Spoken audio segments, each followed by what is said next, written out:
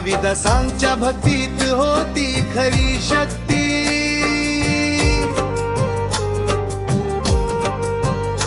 म्हणूनच गंगा आली त्यांच्या चरणी भक्ती।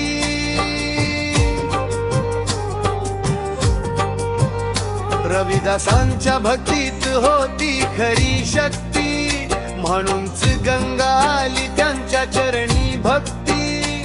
ना सोने ना वैभव ना कुठला दिखावा, श्रद्धेनेच त्यांनी केला देवाला पावा।